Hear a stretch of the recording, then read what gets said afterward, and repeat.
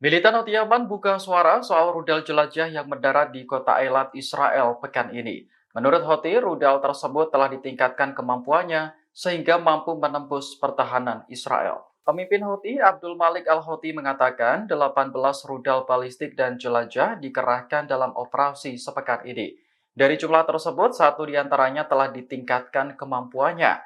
Rudal itu mampu mencapai kota Eilat yang jaraknya mencapai 1.700 km dari Yaman. Menurut Al-Houthi, ini menjadi bukti bahwa program rudal Yaman telah mengalami perkembangan. Bahkan kemampuan yang dihasilkan bisa membuat Israel dan Amerika Serikat terkejut.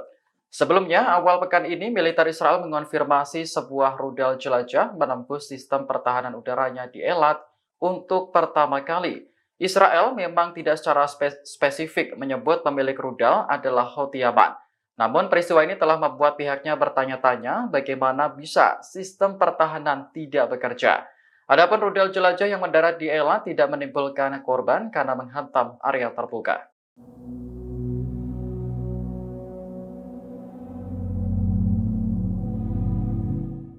Sebuah kapal tanker minyak milik Cina diserang di lepas pantai Yaman pada Sabtu 23 Maret 2024. Komando Besar Amerika Serikat menyebut serangan dilakukan oleh militan Houthi menggunakan rudal balistik. Menurut Amerika, kapal Huangpu dimiliki dan dioperasikan oleh Cina meski berbendera Panama.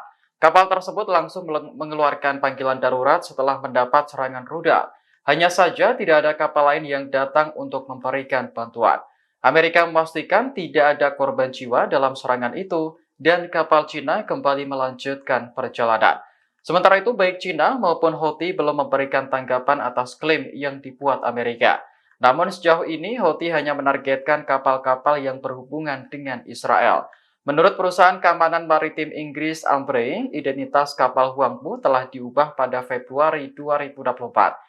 Kapal itu telah didaftarkan pada tahun 2019 oleh perusahaan Inggris Union Maritime. Houthi Yaman sebelumnya juga menargetkan kapal lain dari perusahaan yang sama dalam operasi di Laut Merah.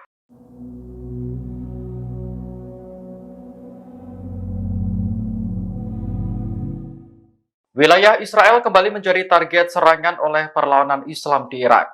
Pada Minggu 24 Maret pagi, militan tersebut menyerang kantor Kementerian Keamanan Israel menggunakan pesawat tak berawak atau drone. Dalam pernyataan tertulis, perlawanan Irak menegaskan komitmennya untuk terus menyerang benteng musuh. Tindakan ini merupakan respons atas kekejaman Israel di tanah Palestina. Terkait serangan di kantor Kementerian Keamanan Israel, perlawanan Irak tidak menjelaskan dampaknya.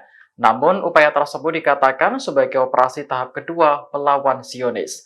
Tahap kedua ini mencakup blokade terhadap navigasi maritim Israel di Mediterania dan penghentian layanan pelabuhan. Perlawanan Irak menegaskan bahwa operasi tahap kedua akan meningkat selama bulan suci Ramadan. Dalam beberapa minggu terakhir, perlawanan Irak juga mengintensifkan operasinya terhadap sasaran-sasaran Israel di wilayah pendudukan Palestina. Misalnya dengan menyerang Bandara Ben Gurion Israel sebanyak 2 kali dalam sepekan. Kemudian pada Kamis 21 Maret, perlawanan Irak juga menyerang stasiun pembangkit listrik di Tel Aviv.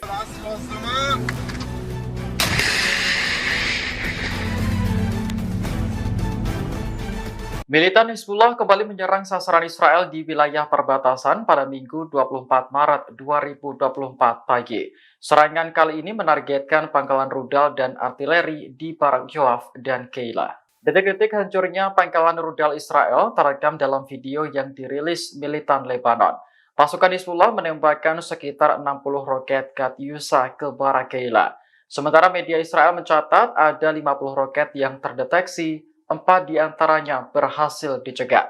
Dalam video juga terlihat kepulan asap hitam muncul sesaat setelah roket menghantam pangkalan. Dilansir Al-Mayadin, Hizbullah mengatakan bahwa serangan itu merupakan tanggapan atas serangan Israel di kota Baalbek, Lebanon Timur.